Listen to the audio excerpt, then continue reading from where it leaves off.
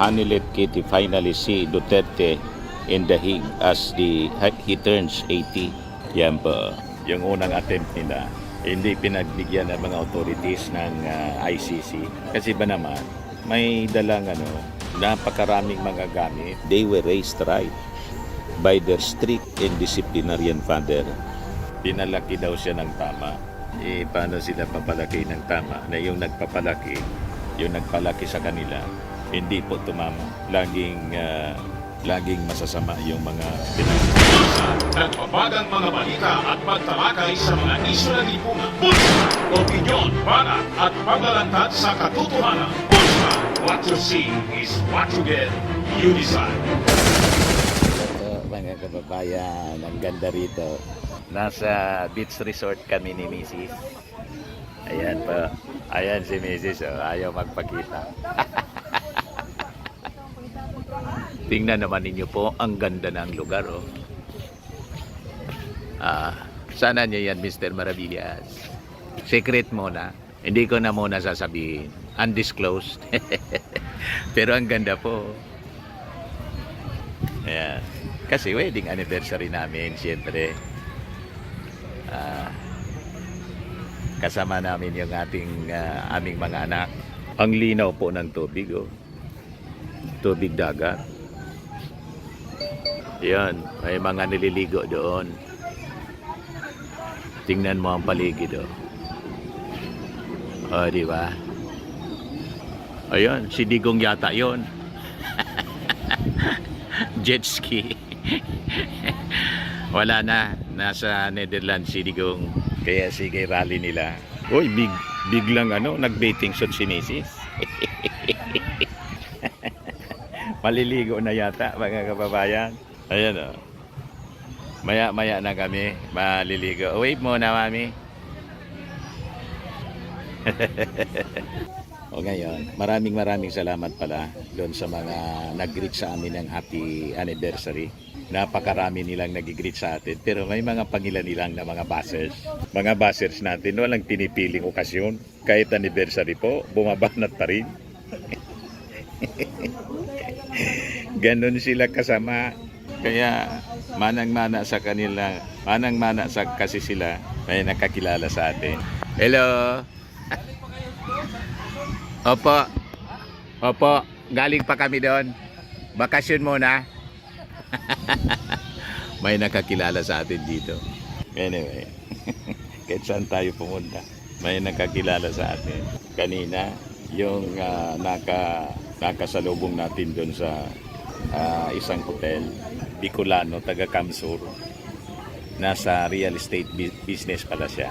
Anyway, so dito muna tayo, mga kababayan, sa ating pag-uusapan, sa ating mga topics. Ito yung balita ngayon. Hanilet Kitty finally see Duterte in the Hague as he turns 80. Yan po. Nung una, hindi pinaintulutan si Hanilet sa si Kitty. Yung unang attempt nila, hindi pinagbigyan ng mga authorities ng ICC. Kasi ba naman, may dalang napakaraming mga gamit, pati balikbayan box. May dala-dala po. Ina-assume siguro na magkakabalik sila. May balikbayan box. Assuming masyado, nakakalimutan siguro na wala na silang influensya, mga kababayan. And so far as doon sa ICC, may influensya sila doon sa mga supporters nila. Pero sa ICC, wala silang influensya. But anyway, finally, pinagbigyan din na mabisita siyempre kasi immediate family. Pero yung mga bags nilang dala, maleta, saka yung balikbayan box, hindi po pinaintulutan na makapasok. Dinalan siguro ng mga damit, hindi na pinayagan ng mga authorities ng International Criminal Court. Kasi siguro may allowance naman doon para sa mga personal na pangangailangan. Napakaganda ng kulungan ni Digong. Malayo yung mga detention center dito sa Pilipinas. Parang ang nasa hotel lang, mga kababayan. Sabi ni Mitch Altea at saka ni Sara Duterte mismo. O ngayon, si Pulong po nagpalabas ng makabagbagdamdaming mensahe sa kanyang tatay. Yan sabi dito, Pulong vows to never leave Dad Digong side in emotional birthday post. Siyempre, that is normal. Family is family siyempre, mga kababayan. Sabi nga, walang masamang tatay sa nagmamahal na anak. Parang yung kasabihan talaga niya, walang masamang anak sa nagmamahal na tatay. Ganon din po sa anak, walang masamang tatay sa nagmamahal na anak. Kaya lang mga kababayan, yung mensahe ni Pulong, sablay sa katotohanan. Bakit niya, Mr. Maravillas? Ibasahin ko po sa inyo yung mensahe niya.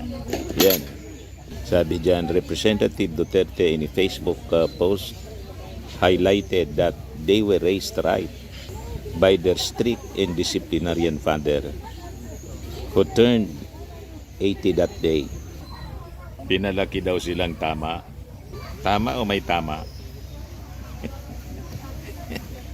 Di ba? Lahat niya, Mr. Maravillas, may tama yata. Si Sarah may tama sa utak. Yun na nga po. Sa bagay, sa prophecy po mga kababayan, ganun talaga. Darating daw yung panahon na yung tama, yun na yung mali. At yung mali, yun na yung tama. Sakto, mga kababayan,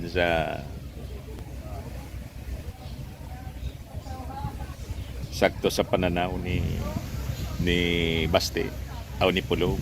Pinalaki daw siya ng tama. Paano sila papalaki ng tama? Na yung nagpapalaki sa kanila, hindi po tumama. Laging masasama yung mga pinagsasabi. Ayan, tuloy, nahawa mga kababayan yung napakaraming mga Filipino. Naging palamura na rin at saka palaaway. Ang daming mga palamura at palaaway. Natingala mga kababayan sa dating Pangulong Digong. At yung yung pagiging palaway at palamura, tama na daw sa kanila yun. Tama daw. Imagine that. Sabi ni Pulong, you are going through a rough time now pa. Gusto ko magalit na despite everything that you have done for the country, ito ang kapalit. Ang hinayaan ka madala sa ibang bansa para husgahan ng mga hindi naman alam ang kalagayan ng Pilipinas.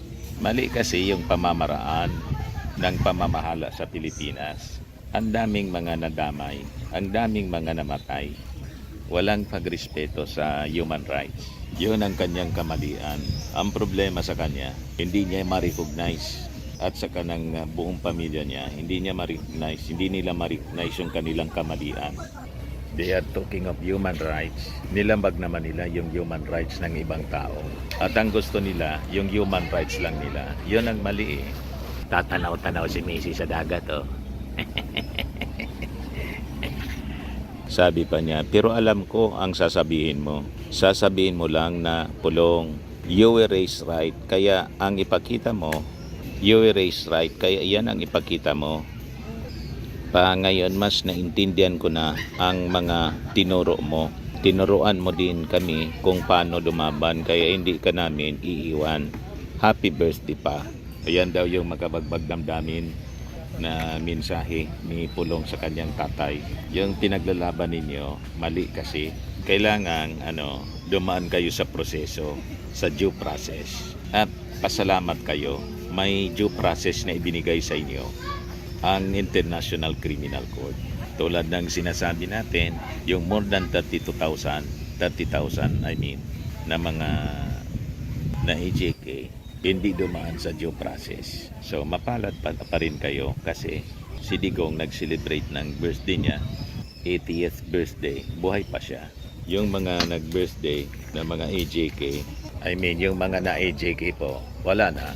Hindi na sila nakakapag-birthday, death anniversary na lang po with their family. Yun ang nangyari sa kanila ngayon. Kaya yung kanilang pamilya, hindi sila tumitigil para hanapin yung hustisya. So at least, si Digong mapalad pa rin siya. Pwede pa ninyong puntahan siya doon sa The Hague. At maganda yung buhay ninyo. Itong si Pulong naglilibot sa 17 countries. You see? So may pagkakataon siyang gumala habang sumusweldo sa Kabanang Bayan. Pero yung mga victims ng HEK po, mga mahihirap yun po, mga kababayan. Yung iba nga po, ni pumunta doon sa kanilang puntod ng kanilang mahal sa buhay, nahirapan pa sila dahil sa sobrang kahirapan. Tama po. So yan po yung ating short video ngayon.